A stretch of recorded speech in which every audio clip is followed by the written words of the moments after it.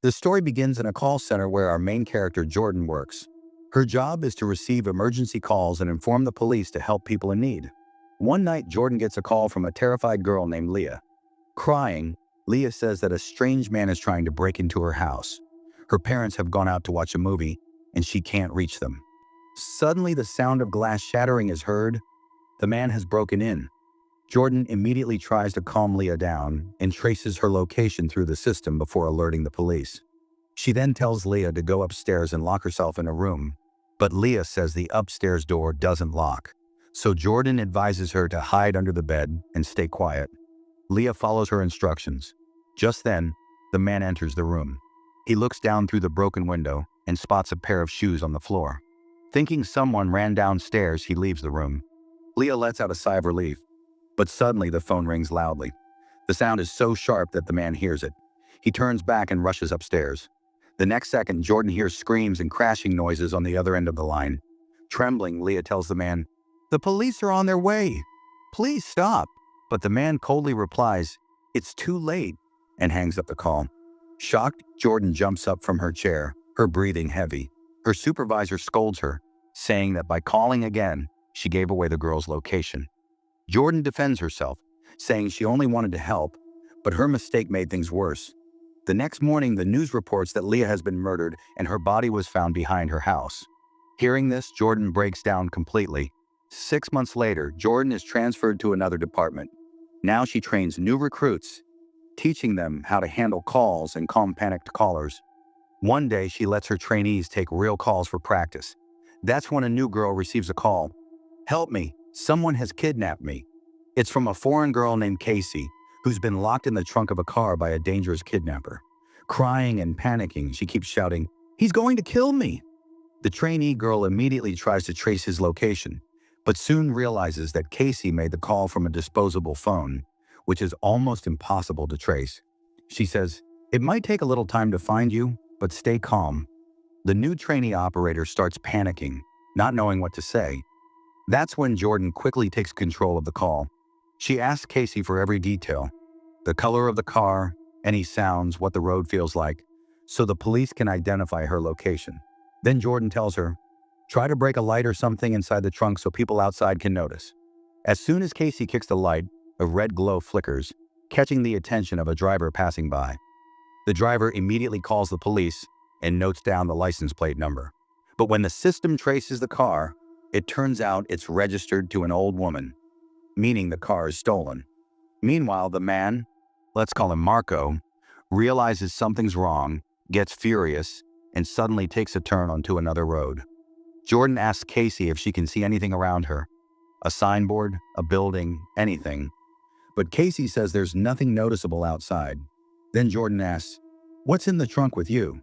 Casey replies, "A bucket of paint, a brush, some tools, and a bottle of bleach." Hearing this, Jordan gets tense. And when Casey adds that she also sees a shovel, fear strikes her. "Maybe he's planning to bury me alive," Casey whispers. Jordan quickly calms her down. "Casey, listen carefully. Just do exactly what I say." She instructs her to spill the paint bucket so it leaves a trail on the road, making it easier for the police to track the car.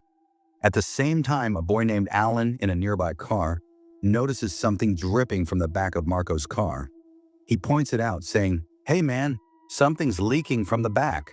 Marco steps out, realizes the girl in the trunk is awake, and gets furious. He opens the trunk, sees the spilled paint, and loses his temper. Then he grabs a bottle with a syringe from the side seat, probably to sedate her again. Just then, Alan walks over and asks, "Everything okay, man? Need any help?"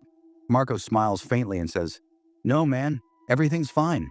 "Thanks," but Alan senses something is wrong.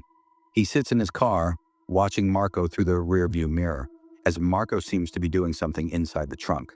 Alan picks up his phone and calls the police. But before he can say much, Marco runs toward him with a shovel and strikes him hard. The phone shatters, and Alan collapses unconscious on the ground. A few minutes later, the police arrive at the location where the call was traced, but they only find a parked car. No one is there. Meanwhile, Marco has already switched cars. This time, Casey, trembling, tells Jordan what happened. Now there's another man with them, lying in the trunk of the car. Suddenly, they hear a faint groan from behind. It's Alan. Marco realizes he's still alive, grabs a screwdriver, and gets out of the car again. He stabs Alan brutally, leaving him to die on the spot. That attack wasn't just a fatal blow to Alan. It was also a clear warning for Casey. She was completely shattered, losing every bit of hope she had left. Terrified, she tells Jordan to start recording a call, and if something happens to her, to play that message for her relatives. Like she's leaving her final words. Jordan notices Casey is in complete panic, tries to calm her down, and asks her to stay composed. Casey then tells him to check Marco's wallet for any ID and use the name to trace the car's license plate. But they soon realize the car doesn't have a location tracker, making it nearly impossible to trace directly. Marco stops the car at a gas station. Casey's phone battery is almost dead, but suddenly she comes up with a plan while Marco is refueling. Taking advantage of the moment, Casey sneaks out of the trunk and jumps onto the back seat, waving her hands frantically for help. At first, the man standing at the gas station doesn't understand what's going on, but when Casey screams for help, he gathers his courage, pulls out a knife and tries to intervene, attempting to push Marco away. Marco goes berserk. He grabs the gas nozzle, points it at the man, and then pulls out a lighter, ready to set him on fire. There was a massive explosion, and the man was burned alive. Another one of Casey's hopes shattered. She was knocked unconscious.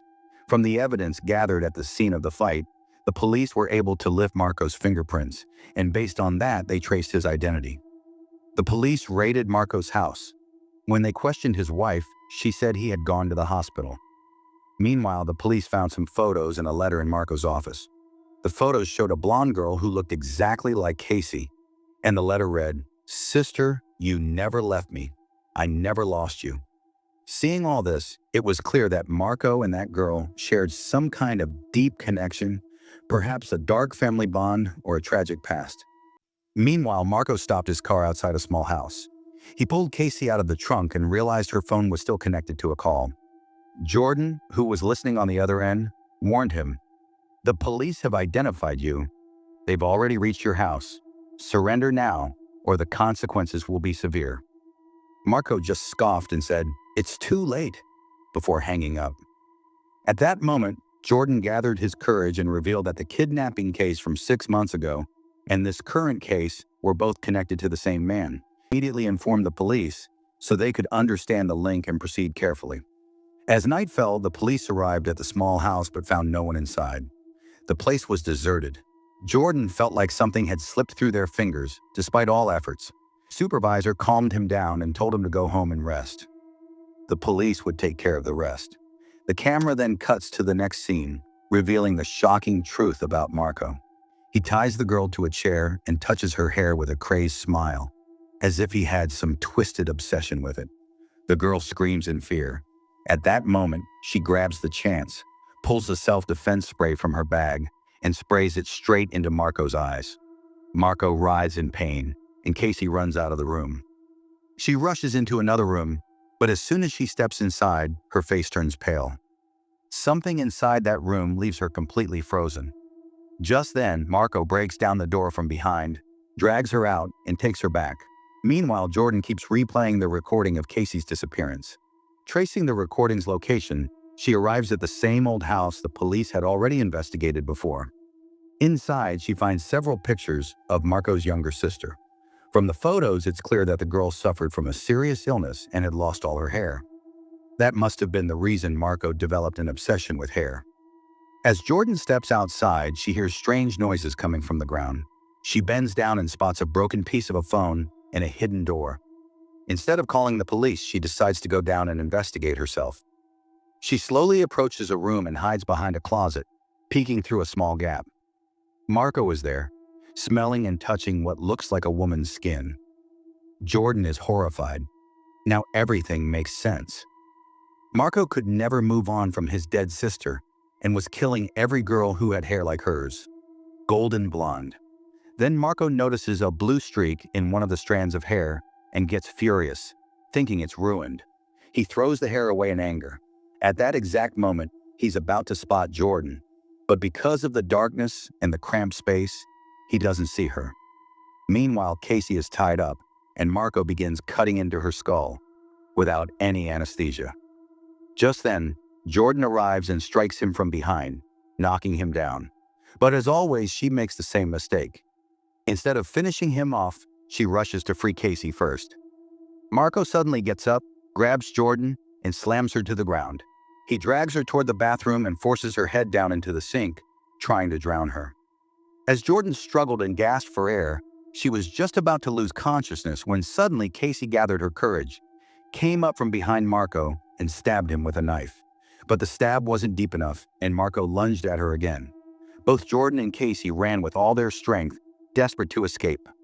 Marco chased after them, and as soon as Jordan tripped, he grabbed her leg. Somehow, Jordan managed to break free and ran upstairs.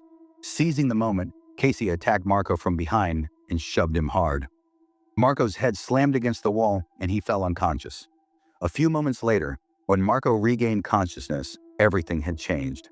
Now he was the one tied to the same chair where he used to bind his victims. The girl standing in front of him gave a cold smile and said, "Now it's time for you to feel what you made others go through." Fear filled Marco's eyes. Casey stepped forward and said, "I'll leave you right where all your sins began." Then Casey and Jordan walked out, leaving behind that house, which had now turned into a horrifying memory. That's where the film ends, with chills down your spine and a message. When madness gets tangled with memories, it turns a person into a monster. So what do you think? Let me know your thoughts in the comments section. Also subscribe to this channel for more stories like this.